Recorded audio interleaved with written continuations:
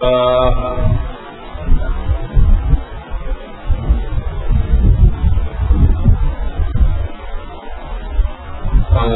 لله وكفى وسلام على عباده الذين اصطفى أما بعد فأعوذ بالله من الشيطان الرجيم بسم الله الرحمن الرحيم إنا أنزلناه في ليلة القدر وما أدراك ما ليلة القدر ليلة القدر خير من 1000 شهر تنزل الملائكة والروح فيها بإذن ربهم من كل أمر سلام هي حتى مطلع الفجر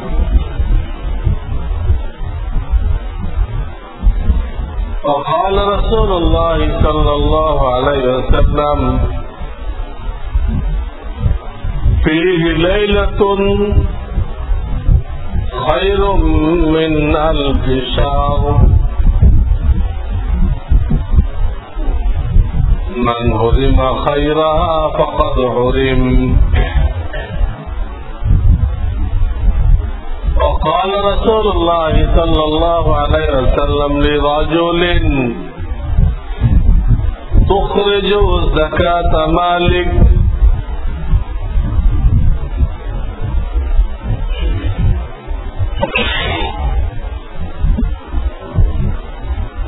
فإنها مطهرة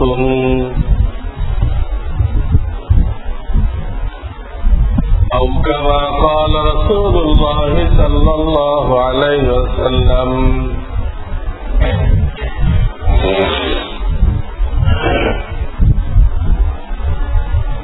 बुजुर्गान मिल्लत और बुजुर्गान मुहतरम আল্লাহ তাআলার মেহেরবানি আমরা মাহে রমজানের অর্ধেকে পৌঁছে গেছি। আল্লাহ তাআলা দয়া করে আমাদেরকে রোজা রাখার, তারাবি পড়ার, গুনাহ থেকে বাঁচার তৌফিক দান করেছেন। আলহামদুলিল্লাহ।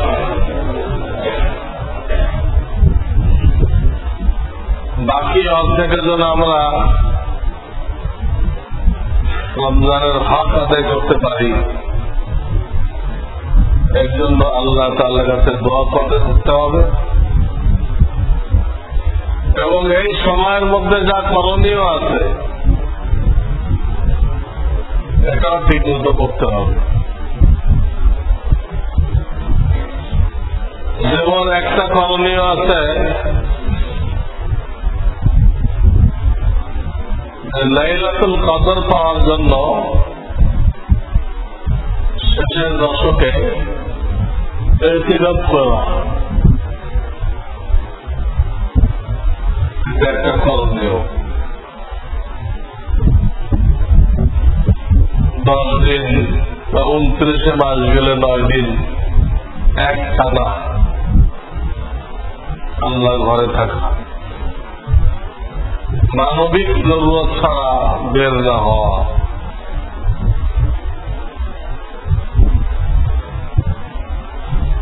যেমন পেশাব পায়খানা, কারণ খানা পৌঁছানোর লোক না থাকলে খানা খাওয়ার জন্য, এসব মানবিক জরুরত ছাড়া মসজিদ থেকে হতে পারবে। আমরা প্রতিদিন যে গোসল করি এটা নকল গোসল বলে, এর জন্য বের হতে পারবে না। এমনকি জানাজার জন্য বের হইতে পারবে না। মসজিদের মাঠে হইলে বের হতে পারবে না। হ্যাঁ, উজু ইস্তেঞ্জার জন্য বের হয়েছিল, উজু করে মসজিদে আসতেছে, ঠিক ওই সময় জানাজা রেডি, তো শরীর হয়ে গেল, এটার অনুমতি আছে। কারণ সে আসলে জানাজার জন্য বের হয়নি, ধরেছে উজু ইস্তেঞ্জা করার জন্য, পথে জানাজা পড়ছে তো শরীর হয়ে গেছে, এটা শরীয়তে নিষেধ না। এই মানবিক জরুরত ছাড়া বের হওয়া যাবে না। এটা হল লাইলাতুল কদর পাওয়ার সবচেয়ে উত্তম সুযোগ। এই লোকটা মিস করবে না। লাইলাতুল কদর হাজার মাস ইবাদত করার থেকেও শ্রেষ্ঠ। এই লাইলাতুল কদর সে মিস করবে না। সে যদি ডুবায়ও থাকে, কোন নকল বন্দেগী নাও করে, তবুও সে লাইলাতুল কদর পাবে। কারণ এতেকাফটাই একটা ইবাদত, এতেকাফটাই একটা ইবাদত। তাহলে ঘুমায় থাকলেও সে ইবাদতটা। সুতরাং তার লাইলাতুল কদর মিস দেওয়ার কোন সুরত নেই। আর যদি এটা না পারে, 2 নম্বর সুরত হল সে শেষের দশকে, অর্থাৎ 20 রমজান বেলা ডুবার আগ থেকে এই বছর সামনের মঙ্গলবার পড়েছে। এটা এই বছর সামনের মঙ্গলবার বেলা ডুবার আগে মসজিদে ঢুকতে হবে।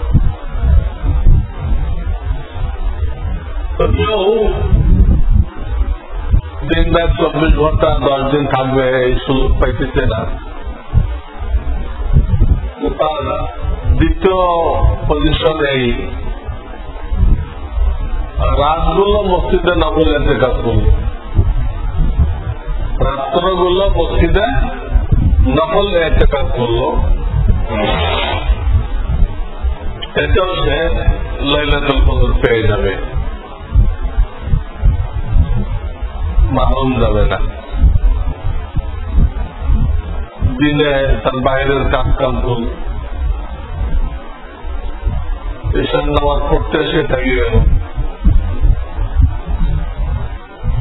এটা সুন্নতে মুআক্কাদা ইতিকাফ হবে না। প্রত্যেক মহল্লায় তো 2-1 সুন্নতে মুআক্কাদা ইতিকাফ করতে হবে, আর না সবাই গুনাহগার হয়ে যাবে। সেটা পয়সা দিয়ে বসাইলে হবে না, পয়সা দিয়ে বসাইলে হবে না। ইবাদত পয়সা বিক্রি হয় না। হ্যাঁ, এটা হতে পারে কোন গরিব মানুষ বসলো, ধনীরা তার খেদমত করলো, সেগুলো শক্ত দিয়ে বসে নাই, আল্লাহর জন্য বসে। ধনীরা দেখলো এত রিক্সা চালায় খায়, এই 10 দিন তো রিক্সা চালাতে পারবে না, আমরা একটু খেয়াল করি। এটা না জায়েজ না। আগেতে চুক্তি করে নিলে ওটা না যায়। তো এই জন্য এটাকে সুন্নতে মুআক্কাদা আলাল কিফায়া বলা হয়েছে। একদম বসতেই হবে। আর 3 নম্বর সূরত, যার নিচে আর সূরত নেই, লাইলাতুল কদর পাওয়ার, সেটা হল শেষের দশকে আর ঈশার নামাজ এবং ফজরের নামাজ যেন জামাত মিস না হয়। ঈশা এবং ফজর সে জামাতে খুব পাবন্দি করবে, ইহতেমাম করবে, গুরুত্ব সহকারে এই দুই অক্ত জামাতে হাজির থাকবে এবং একা যতটুক পারে বেজর রাত্রগুলোতে বেশি বেশি একাকী ইবাদত করবে। সম্মিলিত কোন ইবাদত জায়েজ নেই। এসব রাত্রে সম্মিলিত কোন ইবাদত, যেমন অনেক জায়গায় সালাতুত তাসবিহ জামাত করে, তাহাজ্জুদের জামাত করে, এসব জায়েজ নেই। একাকী করতে হবে। এইটুক যে করলো কোরআন হাদিস দ্বারা বোঝা যায় সেও মাহরুম হবে না লাইলাতুল কদর থেকে। কারণ নবীজি সাল্লাল্লাহু আলাইহি ওয়াসাল্লাম এক হাদিসে বলেছেন, ঈশার নামাজ জামাতের সাথে পড়লো সে অর্ধেক রাত পর্যন্ত নফল ইবাদতে মশগুল থাকে, অর্ধেক রাত। আর ফজরের নামাজ জামাতের সাথে পড়লো সে পূর্ণ রাত নফল ইবাদতে মশগুল থাকে। এই দুই অর্থ পড়লেও সেও এক ধরনের ইবাদতের মধ্যে মশগুল ছিল, এই লোকটা মাহরুম যাবে না। এবং নবীজি দুঃখ দায় করতেন, এত ফজিলাতের জিনিস পেয়েও যে লাইলাতুল কদরের ফজিলাত দিতে পারল না, এর মতো দুর্ভাগ্য দুর্ভাগা আর কেউ নেই। আল্লাহ এত বড় নিয়ামত দিল, তা পাওয়ার জন্য এতগুলো সুরত রাখলো, কোন সুরত সে অবলম্বন করে নাই। এর মতো গাফেল উদাসীন আর কে হয়? আল্লাহ তাআলা আমাদের সকলকে লাইলাতুল কদর পাওয়ার তৌফিক দান করেন। হাজার মাসে 83 বছর থেকেও বেশি হয়। হায়াত পাওয়া মুশকিল, কয়জনে পাবে? পাইলেও ইবাদত করা মুশকিল। 83 বছর হায়াত পাইল, তো 83 বছর একটানা ইবাদত করতে পারবে? অসম্ভব। এগুলো আল্লাহর পক্ষ থেকে সুযোগ। এখানে একটা কথা জানা থাকতে হবে যে লাইলাতুল কদর যে এত ফজিলত, এটা কিভাবে আসছে, প্রত্যেকটা আসছে স্বয়ং রব্বুল আলামিন এটা কোরআনে বয়ান করে দিয়েছে। একটু আগামী তেলাওয়াত করলাম, ইন্না আনজালনাহু ফি লাইলাতুল কদর। আমি কোরআনে কারীমকে নাযিল করেছিলাম লাইলাতুল কদরে। ওয়ামা আদরাকা মা লাইলাতুল কদর। দ্বিতীয় আয়াতে আল্লাহ তার নবীকে জিজ্ঞেস করতেছেন, আপনার কি জানা আছে লাইলাতুল কদর কি জিনিস, কি সম্মানিত, কি বরকতময়, আপনার কি জানা? কি মহিমান্বিত করে আবার নিজেই জবাব দিচ্ছেন, কি লাইলাতুল কদরি খায়রুম মিন আলফি শাহর। হাজার মাসের ইবাদত থেকে অনেক অনেক গুণ ভালো। আল্লাহ যদি অনেক বলে কত ভালো আল্লাহ জানে। ধনী যদি বলে আপনাকে আমি অনেক টাকা সাহায্য করবো, আর লাখপতি যদি বলে অনেক টাকা দেব, লাখপতি অনেক টাকা কত 5 টাকা মতো।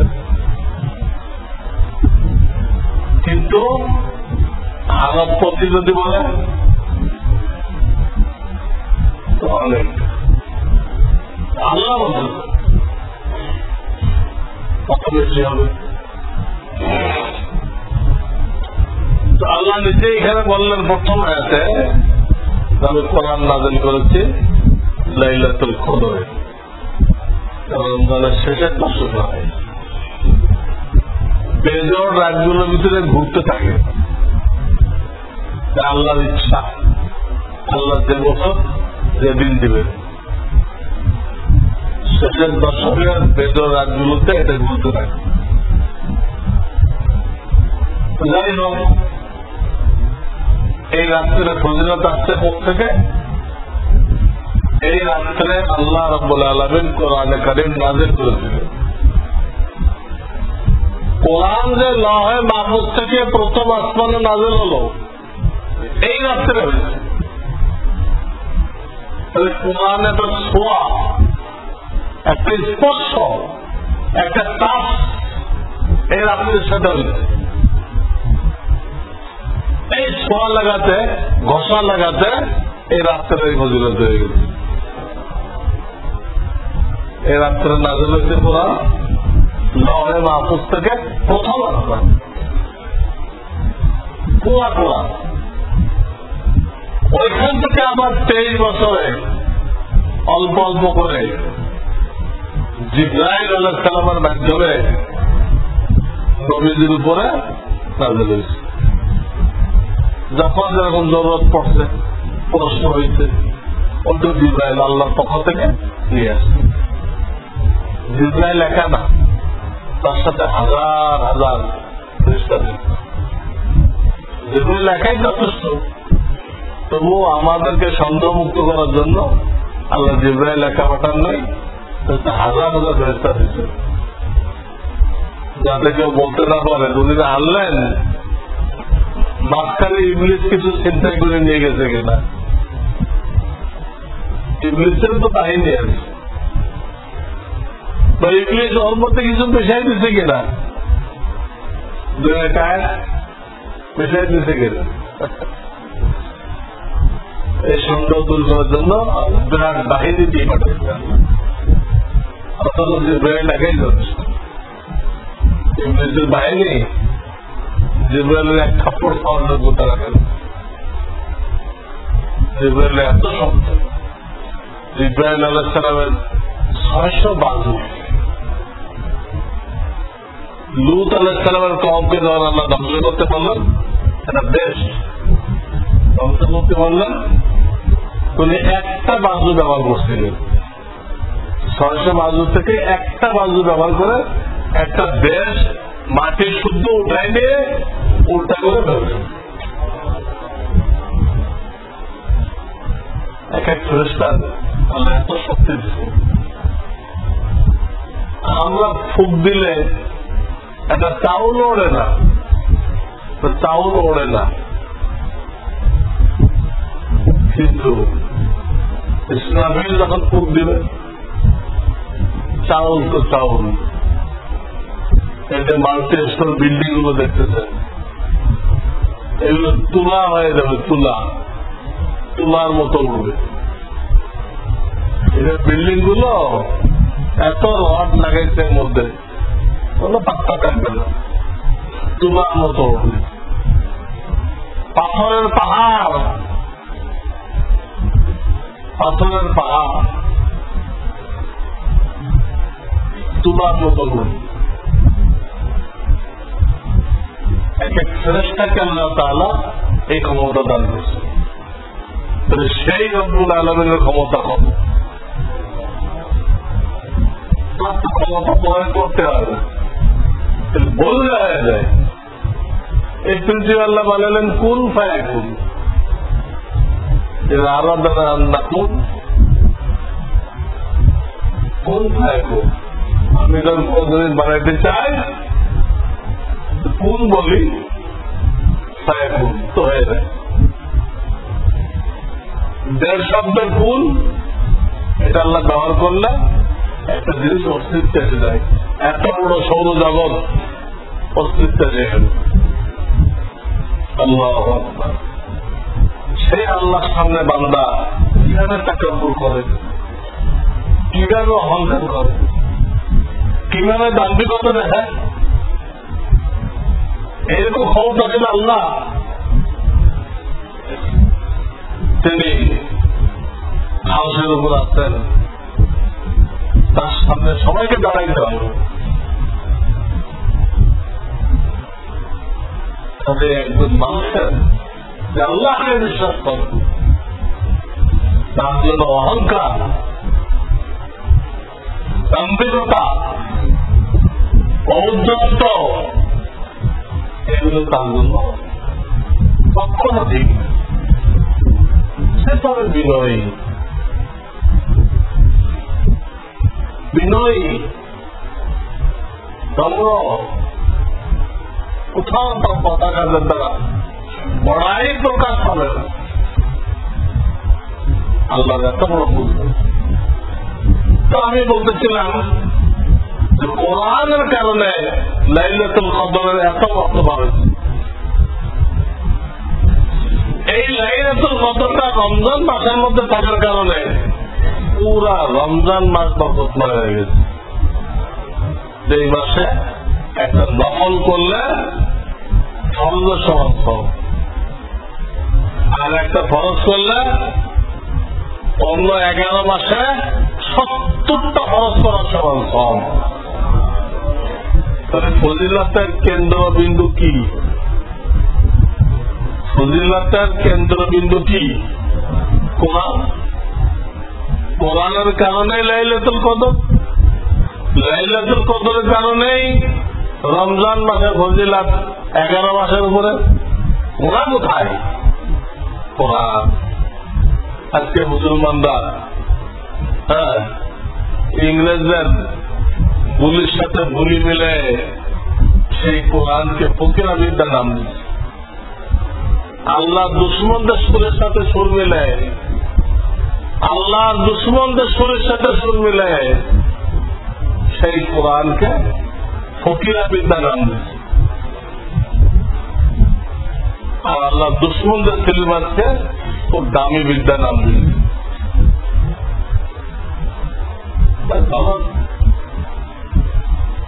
এই লোকটা আল্লাহ কাছে কি আছে? লহে মাহমুদ থেকে আল্লাহ যেন নাযিল করলেন, ফকির হয়ে গেল। আল্লাহ কি ফকির? কোরআনে কি আছে? ইন্নাল্লাহুল গনি ওয়া আনতুমুল ফুকারা। কোরআন আছে একমাত্র আল্লাহ ধনী, তোমরা সব ফকির। আল্লাহ 1 সেকেন্ডের জন্য একটা নিয়ামত যদি বন্ধ করে দেয় তোমরা চলতে পারবে না। 1 সেকেন্ডের জন্য একটা নিয়ামত বন্ধ করে দিলে তোমরা চলতে পারবে না। কিতাবে লিখছে এক লোকের বয়স 30 বছর হয়ে গেছে, সে কোনো বিপদ আমার দেখে নেই, সবসময় আনন্দে আছে। বললো আল্লাহ এই লোকটা 30 বছর আরামে আছে, কোনদিন তো তোমার নাম নিল না, খালি আনন্দ ফুর্তি, গান বাদ্য এগুলো নিয়ে পড়ে গেছে। তুমি তাকে এত আরামে রাখছো, 30 বছরের মধ্যে কোনো বিপদ দেখা নেই, তার জীবনে ঘটে নাই কোনো বিপদ। আল্লাহ রাব্বুল আলামিন আমাদের প্রত্যেকের ব্যাপারে 10 জন ফেরেশতা আমাদের খেদমতে নিয়োজিত আছে। 10 জন, দিনে 10 জন, রাত্রে 10 জন, এক একজন এক ডিউটি পালন করছে। এক ফেরেশতাকে আল্লাহ তাআলা আদেশ করলেন তার শরীরে যে রগগুলো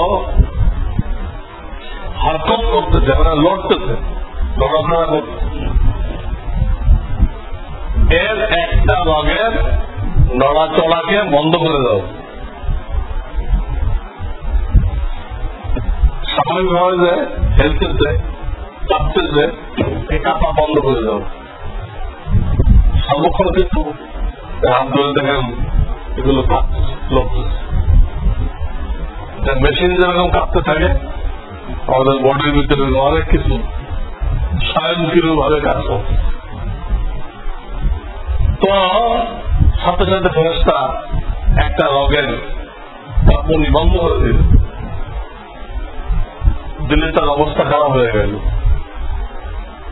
একটা রগের নড়াচড়া বন্ধ করে দিতে এটা তার অবস্থা খারাপ হয়ে গেছে।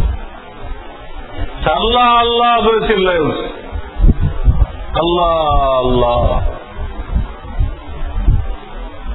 আল্লাহর পক্ষ থেকে জবাব আছে, লাব্বাইকা ইয়া আবদি আইনা কুনতা ফি তিলকাল মুদ্দা। আমি তো হাজির, আমি তো তোমার কাছে হাজির, কি চাও? তবে তুমি এতদিন কোথায় ছিলে? 30 বছর আমার নাম দাও নাই, এখন যখন বিপদে পড়ছো, বিপদ তো মানুষের জন্য রহমত। অবস্থা আল্লাহ বিল্লাহ করতে চায় না, দান খয়রাত করতে চায় না, দান খয়রাত করতে চায় না। বিপদে পড়ে ভয় পায় আমি বাঁচবো কিনা, তখন তাড়াতাড়ি কিন্তু দান খয়রাত করে। যদি বলে যায় যে সম্পদ আমার কি কাজে লাগবে, কি কাজে লাগবে, তাহলে কিন্তু আল্লাহ রাস্তায় খরচ করে যায়, সেটা আল্লাহর কাছে বলতে পারি, এই দান খয়রাত আরম্ভ করে। আমার যদি সুস্থ হয়ে যায় আমার বন্ধ করে দেয়, এগুলো যদি অসুস্থ থাকে ওইগুলোকে দান খয়রাত করো। আমাদের সুস্থ হয়ে গেল, বুঝতে না এ যাত্রায় আর মৌত হবে না, করতে পারছো, খাওয়ার করতে পারছো, তোমার দান খয়রাত শেষ, নকল ইবাদত বন্ধ। মানুষ এতদিন মজা তাহলে এই কোরআনকে ফকিরের বিদ্যা বললে তার ইমান থাকবে, তার ইমান থাকবে, ইমান নষ্ট থাকবে। তো আমার বলার উদ্দেশ্য লাইলাতুল কদর তো খুঁজতেই হবে, আল্লাহ খোঁজার জন্য বলেছেন। সেই সাথে সাথে শিক্ষা নিতে হবে আমার সিনার ভিতরে সহি কোরআন আছে কিনা, শিখছি কিনা, আমি তো এইভাবে পড়ি কিনা। আমার ছেলে মেয়ে, আমার বিবি বাচ্চা, আমার বাপ মা, আমার ভাই বোন, এরা কি কোরআন পড়তে পারে? এদের শিক্ষা করানো তো আমার দায়িত্ব। আমাদের বাপ মা জানে না, তৌফিক হয় নাই ছোটবেলা, তারা এখন অসহায়, তাদের কিছু কোরআন নেই। এখন আল্লাহ ক্ষমতা আপনাকে দিচ্ছে, আপনি বাপের কোরআন সই করার জন্য লোক ঠিক করে দেন। তবে হজ করে নেই, হজ করানোর ব্যবস্থা করেন। বাপের রোজা হয়ে গেছে, রোজাগুলো ফিরিয়ে দেওয়ার ব্যবস্থা করেন। বাপটা শিশু হয়ে গেছে, মানুষ শিশু হয়ে দুনিয়া আসে, আবার শিশু হয়ে দুনিয়াতে চলে যায়। শিশু হয়ে দুনিয়াতে আসে, সবাই তাহলে লালন পালন করে বড় করে। বাচ্চারা খুব শক্তিশালী, বাচ্চারা ফেরাও হয়ে যায়, কাউরে দাম দেয় না, শক্তির দাম ওঠে। আমাদের কি হয়ে যায়, শিশু হয়ে যায়, হাতে পড়ে আছে, এক পাশে আর এক পাশে ফিরবে, এই শক্তিটুকু নেই। পুজো করবে, এই শক্তিটুকু নেই। তায়াম্মুম করবে, এই শক্তিটুকু নেই। প্লেট থেকে খানা উঠে খাবে, এই শক্তিটুকু নেই। আটটা লোক তার মুখে দিয়ে দিচ্ছে, তাও তার অন্য শক্তি নেই, লিকুইড দিচ্ছে। শিশু হয়ে গেল না আমার, এটা আমি করার মতো। خلقكم من ضعف ثم جعل من بعد ضعف قوة وشيبة সুম্মা জাআলা মিন বাদি কুওয়াতিন যুফা, তোমাকে কমজোর করে পয়দা করা হয়েছিল, তারপর তোমাকে শক্তিশালী করা হয়েছিল, আবার তোমাকে কমজোর করা হবে। তাহলে খাতার থেকে প্রাণটা তো উঠতে হবে। এই খাতার মধ্যে প্রাণ আছে, রু আছে, রু নামক ময়না পাখি আছে, উঠতে হবে। খাতা কমজোর না হলে খাতা ভেঙে চলে যাবে। এগুলো স্বাভাবিক নিয়মে রাখছে, আল্লাহ মৃত্যুর আগে আবার তাকে কমজোর করে দেয়। সে সন্তানকে লালন পালন করছিল, এখন সন্তান তাকে লালন পালন করে। সে তো সন্তানকে যেভাবে কোলে কাঁধে করে লালন পালন করছিল, সন্তান বাপকে সেইভাবে কোলে কাঁধে করে, সন্তান বাপের থেকে সন্তান ছিল, ওটা দুনিয়াতে আল্লাহ শোধ করার সুযোগ করেছে। তোমাকে এইভাবে লালন পালন করা হয়েছে।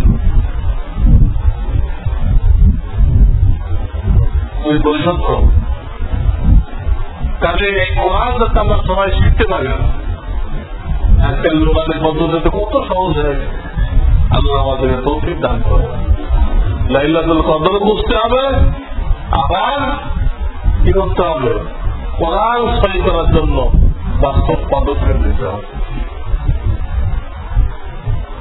এই কিছু কথা বললাম লাইলাতুল কদর সম্পর্কে, সপ্তাহ ভিতর সম্পর্কে আগে বলছি, যাকাত সম্পর্কেও কিছু কথা গত জমাতে বলেছি, কিছু কথা আজকে বলা হয়েছে।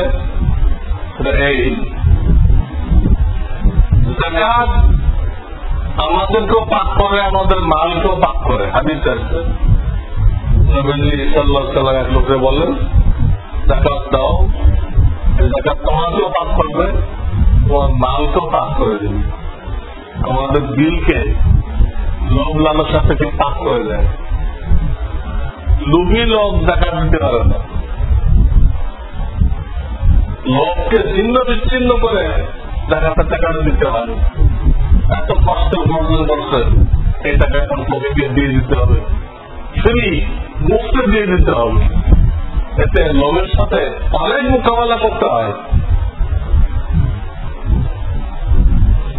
লোভ লালসা থেকে দিল পাক হয়ে যায়। আবার যাকাত দেওয়ার আগ পর্যন্ত এই মালটা অপবিত্র থাকে, পুরো মাল অপবিত্র। যে বছর পুরা হয়ে গেল, সে পুরা মাল অপবিত্র হয়ে গেল। বছর পুরা হওয়ার সাথে যে যাকাত দিয়ে দিল, সে পুরা মাল আমার কি হয়ে গেল, পাক হয়ে গেল। যাকাত দিতে দেরি করলে হয় কি, সে অপবিত্র মাল খেতে। অনেকে যাকাত থেকে ধরে রেখে অল্প অল্প দুধ দেয়, গলত কেন দেয়, তাই সে তো নাপাক মাল খাইছিস। এই জন্য যাকাত অ্যাডভান্স দেওয়া যায়, অল্প অল্প অ্যাডভান্স সারা বছর দেন, দিয়ে যখন হিসাব করবেন তখন দেখবেন কত আসছে, তার থেকে অ্যাডভান্সটা বিয়োগ করেন, বিয়োগ করার পরে যা থাকে ওইটা 2-1 দিনের মধ্যে দিয়ে দেন।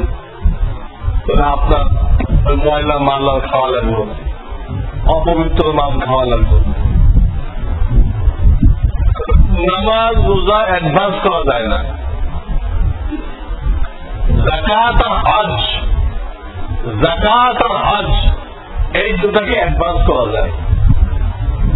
আপনার উপর ফরজ হয় না এখনো হজ, আপনি দান কর্য করে যেমনি হোক ফরজের নিয়েতে হজ করে আসলেন, তো ভবিষ্যতে আপনি ধনী হয়ে গেলে আপনার উপরে আর হজ কি হবে না, ফরজ হবে না। অ্যাডভান্স করা যায়, যাকাতে অ্যাডভান্স দেওয়া যায়। এজন্য বছর শেষ হওয়ার পরে মালটা আটকায় রাখবে না, তাৎক্ষণিক দিয়ে দেবে। অনেকে প্রশ্ন করে সারা বছর আত্মীয় আসতে থাকে, তা কি করবো, এটা অ্যাডভান্স জায়গা থেকে দেন।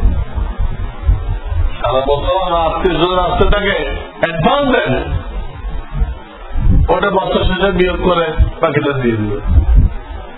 তো জাকাতের নিয়মেই শুধু স্বর্ণ হলে এক কথা, জাকাতের মাল তো স্বর্ণ, রূপা, নগদ টাকা, ব্যবসার মাল, এই 4 রকম হলো জাকাতের মাল। এর মধ্যে শুধু স্বর্ণ থাকলে এর হিসাব ভিন্ন, আর যা যা থাকুক তার হিসাব ভিন্ন। শুধু স্বর্ণ থাকলে তার হিসাব ভিন্ন, 7.5 ভরি থাকতে হবে। ভরি বলেন, তোলা বলেন, 7.5 তোলা বা তার বেশি স্বর্ণ যদি কারো কাছে থাকে, শুধু স্বর্ণ, তো তাকে জাকাত দিতে হবে। এখানে অনেকে বোঝে না, হুজুর কি ওই 7.5 ভরির বাইরেরটা না পুরাটা? না, পুরাটাই 7.5 ভরি সহ, এর থেকে বেশি থাকে, বেশিটাও কি করতে হবে। অনেকে মনে করে যেগুলো মেয়েরা অলঙ্কার হিসেবে পরে ব্যবহৃত, ওটা লাগবে না, বলো ভুল, ব্যবহার করে ওটার টাকা দিতে হবে। তো শুধু স্বর্ণ থাকলে এই কথা। আর যদি ওই 4টে মিক্স হয়, বা শুধু স্বর্ণ বাদে আপনি তাই বলেন, যেটা বলতে পারেন বলেন, সেখানে হিসাব ভিন্ন। সেখানে হিসাব হলো যে ওইগুলো সমষ্টি, কিছু স্বর্ণ আছে, কিছু রূপা আছে, কিছু নগদ টাকা আছে, কিছু ব্যবসার মাল আছে, বা এর 3টা আছে, বা এর 2টা আছে, বা এর 1টা আছে, শুধু রূপা বা শুধু নগদ টাকা। তখন হিসাব হলো 52.5 তোলা রূপার যে মার্কেট ভ্যালু, এই পরিমাণ যদি হয় এবং সেটা 1 বছর লাস্টিং করে, 1 বছর লাস্টিং করে, এই অর্থ বছরের শুরুতেও ছিল, শেষেও ছিল, মাঝখানে টাকা জরুরি না। এটা বলা হয় যে 1 বছর লাস্টিং করতে হবে। 1 বছরের অর্থ ওই বছরের শুরুতেও ছিল, শেষেও ছিল। শুধু অতিরিক্ত হলে দেখা আসবে না। এখান থেকে 1 বছরের মাথায়, আরবি 1 বছরের মাথায়, চাঁদের হিসাবের 1 বছরের মাথায় দেখা পাওয়া হবে। শুধু স্বর্ণ হলে এক কথা, আর অন্য যা কিছু হোক 52.5 তোলা রূপার যে দাম, বর্তমান বাজারে আনুমানিক 60,000 টাকা হবে। 60,000 টাকার মতো যদি সবকিছু মিলে হয়, তো সেটা 1 বছর আপনার হাতে থাকে। 1 বছর টাকার অর্থ কি? অর্থ হচ্ছে প্রয়োজন অতিরিক্ত। প্রয়োজন অতিরিক্ত না হলে 1 বছর টাকাও কিনবে, প্রয়োজন অতিরিক্ত জাকাত তো আসে, প্রয়োজন অতিরিক্ত হওয়ার পরে, প্রয়োজন অতিরিক্ত হওয়ার পরে তো জাকাত আসে। তাহলে 1 বছরের মাথায় 40 ভাগের 1 ভাগ, শতকরা 2.5 টাকা জাকাত দিতে হবে। শুধু স্বর্ণ হলে এক কথা, আর মিক্সড হলে আর এক কথা। শুধু স্বর্ণ হলে 7.5 তোলা, মিক্সড হলে 52.5 তোলা রূপার বাজার মূল্য। তবে আজকাল সাধারণত শুধু স্বর্ণ পাওয়া যায় না, কিছু না কিছু টাকা থাকেই। শুধু স্বর্ণ মতলবে বলে দিলাম, কিন্তু বাস্তবে এরকম খুব কমই পাওয়া যাবে। বাস্তবে পাওয়া যাবে যে 7.5 ভরির কম স্বর্ণ আছে, কিন্তু কিছু টাকাও আছে। স্বামীরা তো হাত খরচ দিচ্ছে, প্রত্যেক মাসে 200-500 টাকা দেয় হাত খরচ, কিছু খরচ করে, কিছু বাঁচে। এরকম করতে করতে দেখা গেল কিছু না কিছু টাকা শুরু বছরও তার হাতে ছিল, শেষ বছরও তার হাতে ছিল। এখন আর 7.5 ভরি খরচ করা হবে না। ধর টাকা বছরের শুরুতে হাতে ছিল, শেষে অর্থাৎ 10 টাকা থাকুক, টাকা হাতে ছিল, এখন তার কাছে 7.5 ভরি স্বর্ণ আছে কিনা এটা দেখা হবে না। এখন দেখা হবে যা আছে, 3 ভরি আছে, 2 ভরি আছে, যা আছে ওইটা আরে নগদ টাকা মিলাইলে 52.5 তলার উপর যে দাম ওটা হয় কিনা, ওটা 1.5 ভরি দিয়ে হয়ে যাবে। 1.5 ভরি জন্ম থেকে তো কি হয়ে যাবে? বর্তমান যুগে 7.5 ভরি আর প্রধান দরকার নেই।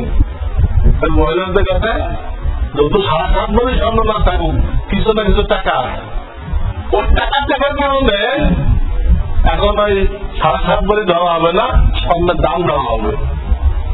স্বর্ণের দাম আর নগদ টাকা মিলে 60,000 টাকা যদি হয়ে যায় তাহলে কি হবে? দেখা খরচ হয়ে যাবে, দেখা খরচ হয়ে যাবে। এই সমস্যা, এইটাতে জেনে রাখি যে আমরা ব্যাংকে যত টাকা জমা রাখি, কেউ শেয়ার বাজারে বিনিয়োগ করে রাখছে, যায় না যায় পরের কথা, শেয়ার বাজার তো জুয়া, তারপর তার মূল টাকাটা হারাল ওখানে বিনিয়োগ করে রাখছে। কেউ বিভিন্ন সঞ্চয়ী বিমা করে রাখছে, কেউ ফিক্সড অ্যাকাউন্ট কি এফডিআর বলে, এফডিআর করে রাখছে। এই সব টাকার টাকা দিতে হবে। তো আমার হাতে তো নেই, আমার হাতে নেই, ব্যাংকের বাইরে দিবে না, সব টাকার টাকা দিতে হবে। তবে প্রভিডেন্ট ফান্ড যেটা ওটা দিতে হবে না। প্রভিডেন্ট ফান্ড যেটা বাধ্যতামূলক, আপনার ইচ্ছার বিরুদ্ধে থাকতেছে সরকার বা কোন কোম্পানি, ওইটার জাকাত এখন আসবে না। আপনার চাকরি যখন শেষ হবে, ওই টাকা আপনি হাতে পাবেন, তখন জাকাত দিবেন, হজ খরচ হবে, কত কিছু হবে। এইটা মাত্র আছে। প্রভিডেন্ট ফান্ডটা কি আছে?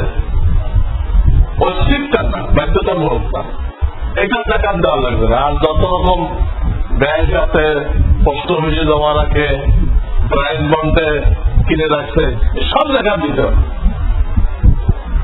সব জাকাত। আরেকটা জিনিস, আপনি বাড়ি ভাড়া দিচ্ছেন, সেখানে কথা কথা 1 লাখ টাকা অগ্রিম নিচ্ছেন, অগ্রিম। তো আপনি বাড়ির মালিক, এই 1 লাখ টাকার জাকাত আপনার উপর আসবে না, যিনি ভাড়া দিচ্ছেন তার উপর আসবে। কারণ যত টাকাটা আপনার হাতে মালিকানা তার, কারণ যখন সে বাড়ি ছেড়ে দিবে সে টাকা ফেরত পাবে না, হবে কিনা? মালিকানা ব্যাংকে জমা রাখা হতো, সে ব্যাংকে জমা রাখতো, আপনার কাছে রাখতো। জাকাত কার উপর আসবে? ভাড়াটিয়ার উপর আসবে, বাড়িওয়ালার উপর না। কিন্তু যদি এইভাবে জমা রাখে, 1 লাখ টাকা জমা রাখবো আমি, আর 20,000 টাকা মাসে দেব, আর ওইখান থেকে 5,000 টাকা আপনি কাটবেন। 20,000 করে আমি নগদ দিব, আর 1 লাখের থেকে কি 5,000 করে আপনি এদিকে কাটবেন, তাই আপনার বাংলার পাঠা হলো 25,000 টাকা। এইভাবে যদি হয়, উদাহরণ দিলাম, সেই জমার টাকার জাকাত কিন্তু আপনাকে দিতে হবে। এইটা যত অ্যাডভান্স বলা হয়েছে, কিন্তু এটা আসলে ভাড়া, এটা আসলে কি ওর মালিকানা নেই, কিন্তু প্রত্যেক মাসে কাটাতে হবে, প্রত্যেক মাসে কাটাতে হবে। এই জন্য এইরকম অ্যাডভান্সের টাকা এর জায়গাটা আপনি দিবেন, ভাড়া দিয়ে দিবেন। এখন ভাড়াটা দিবেন। যেসব মাল বেচছেন টাকা হাতে আসে নাই, মাল বেচছেন টাকা হাতে আসে নাই, সেগুলোর জাকাত এই মুহূর্তে দেওয়া জরুরি না। দিলে আদায় হয়ে যাবে, কিন্তু এই মুহূর্তে দেওয়া জরুরি না। ওই টাকা উসুল হওয়ার পরে আপনি দিতে পারবেন। টাকা উসুল হওয়ার পরে, তবে যে টাকা নাকি আরো উসুল হওয়ার সম্ভাবনা নেই, উসুল হওয়ার সম্ভাবনা নেই, একে মালের জেমার বলে, এটা জাকাত আসবে না। আপনি আশাই করতে পারতেছেন না যে টাকা উসুল হবে, এটা জাকাত আসবে না। আর আরেকটা মশলা জানতে হবে, এই যে বললাম যে দাম ধরবে, স্বর্ণ রূপার দাম ধরবে, বা দোকানের যে মালামাল আছে এর দাম ধরবে, কি দাম ধরবে? মহিলারা স্বর্ণ থাকে দাম ধরবে, এই পুরানা স্বর্ণ বেচতে গেলে কি দাম, ওই দাম ধরে সেটা টাকা আছে সেই টাকার টাকা দিবে, যে দামে কিনছিল ওটা না, পুরানা স্বর্ণ বেচতে গেলে যে দাম। আর যারা ব্যবসায়ী তারা কোন দাম ধরবে, তারা যেদিন জাকাতের হিসাব করতেছে সেদিন এই মালের মার্কেট ভ্যালু কি আছে পাইকারি হিসাবে, পাইকারি হিসেবে তার মালের মার্কেট ভ্যালু কত, কেনা দামও না, ভবিষ্যতে কি দামে বেচবে ওটাও না, হিসাব করতেছে আজকে মার্কেট ভ্যালু কত। জমি কিনে রাখছিল 5 লাখ টাকা করে কাঠা, দাম হয়ে বেচবে,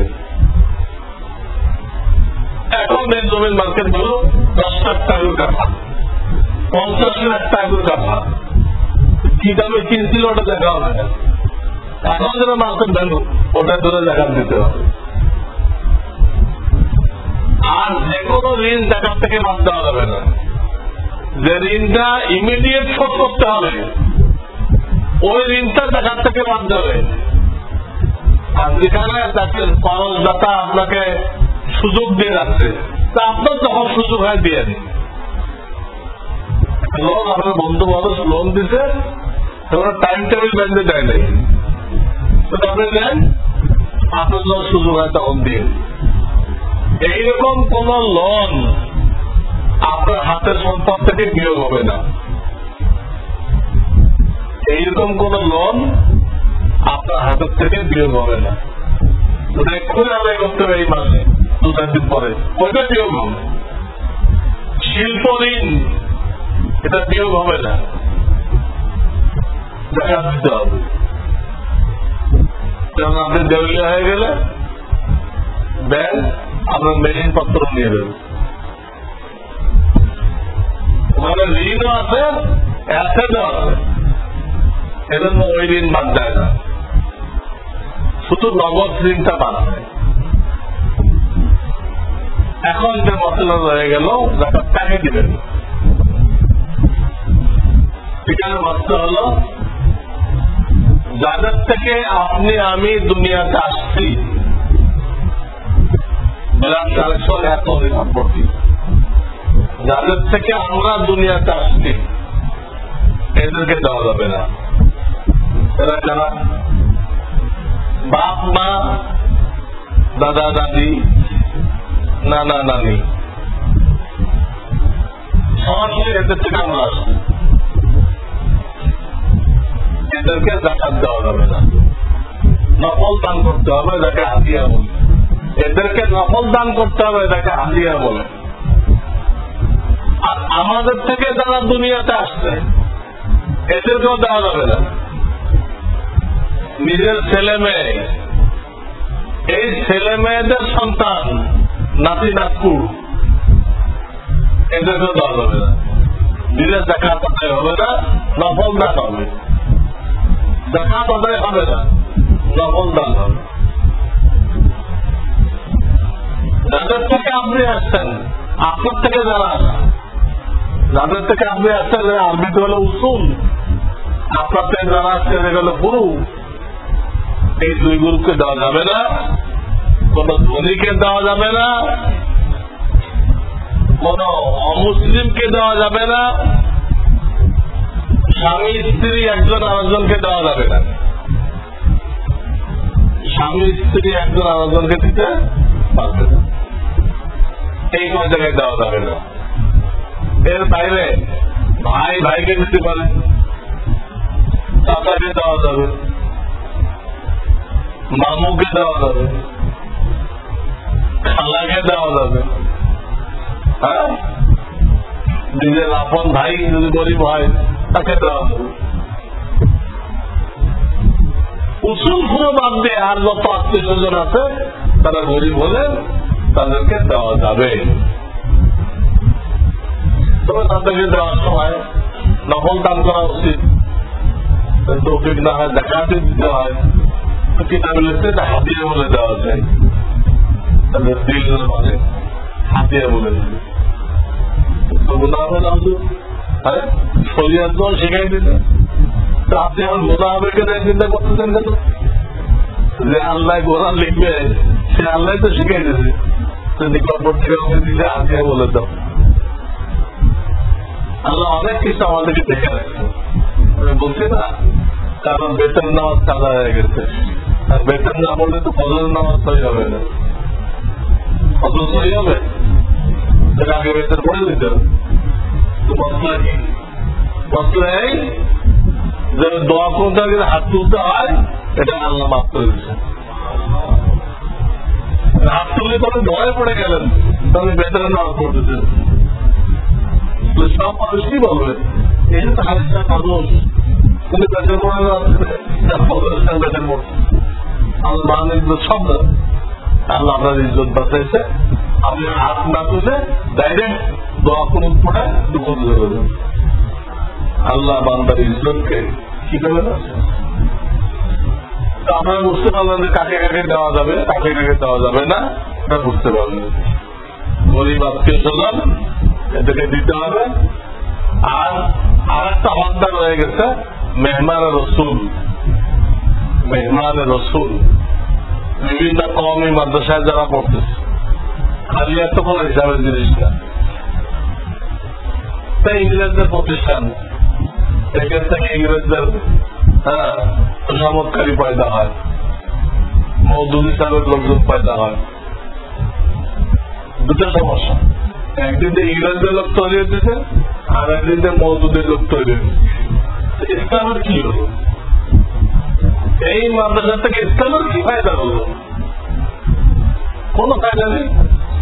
ইংরেজরা মুসলমানদেরকে ধোঁকা দেওয়ার জন্য এই মাদ্রাসা চালু করে দিল, আর মুসলমানরা বোকা পান ওই ধোঁকায় আবার খাওয়া খাইছে, এখনো তারা ওই ধোঁকা ধরে আছে। তাহলে আরে বাবাটা কমে করে দাও, আমরা স্কুল করে দাও। ইংরেজদের ধরে রাখতে পারো, তারা তো মুসলমানদের দুশমন। ইংরেজরা তো মুসলমানদের দুশমন, তারা ইহুদি হোক খ্রিস্টান হোক, তারা ইসলামের ক্ষতি করার জন্য করে গেছিল কলকাতায়। তার 30-32 জন প্রিন্সিপাল ছিল খ্রিস্টান।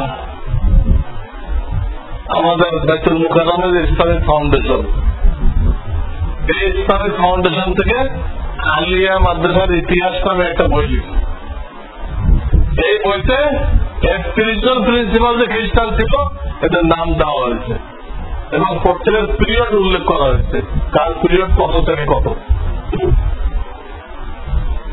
খ্রিস্টানরা করলো, ইহুদিরা করলো, তারাই প্রিন্সিপাল হয়ে এই মাদ্রাসা চালালো। এরপর ইসলামের কি হবে? এটা ইসলামের বাইরে।